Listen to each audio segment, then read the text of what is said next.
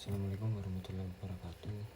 Pada kesempatan kali ini saya Ahmad Niko Tirta Laksana, NIM 24043261045 dari Prodi Ekonomi Pembangunan, mata kuliah Ekonometrika. Kali ini saya akan mempresentasikan infografis berjudul Dinamika Laju Inflasi di Indonesia tahun 2018 hingga tahun 2023. Yang pertama ada pendahuluan. Infografis ini membahas bagaimana perkembangan inflasi di Indonesia selama periode 2018 sampai 2023 serta faktor apa saja yang mempengaruhi perubahan inflasi, terutama jumlah uang beredar (JUP) dan nilai impor. Data ini menggunakan data BPS, data Pusat Statistik. Tujuan analisisnya mengatur seberapa besar pengaruh JUP dan impor, lalu melihat variabel mana yang terbukti memberikan pengaruh signifikan terhadap perubahan inflasi selama periode penelitian. Dapat kita lihat hasil datanya pada tabel JUP, data inflasi, data impor, data nilai kemudian digunakan sebagai dasar analisis regresi untuk melihat antar variabel. Jadi saya memasukkan data ini secara 6 bulan sekali. Kalau dimasukkan semua itu tidak cukup di poster ini.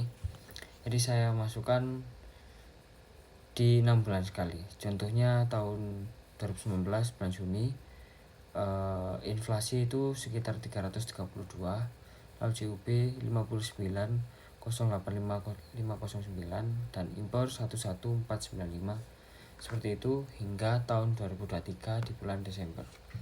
Lalu kita pindah ke model Gini Prop F sama dengan 0,001, artinya JUP dan impor bersama-sama berpengaruh terhadap inflasi.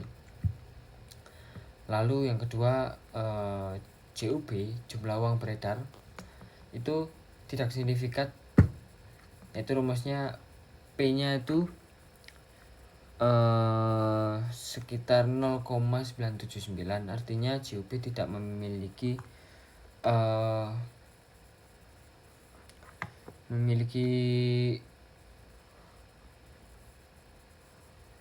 pengaruh yang jelas terhadap inflasi pada periode ini. Lalu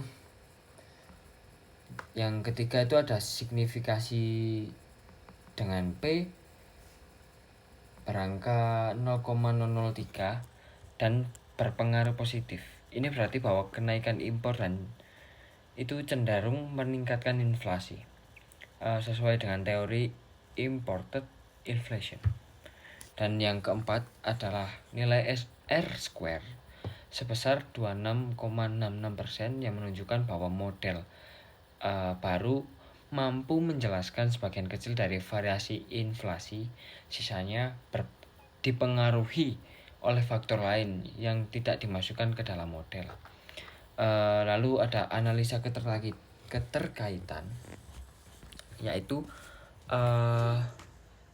dari hasil analisis semua ini dapat disimpulkan bahwa impor terbukti berpengaruh kuat terhadap inflasi. Ketika impor naik, harga barang itu menjadi bergantung pada produk impor, lalu ikut meningkat sehingga inflasi pun ikut naik.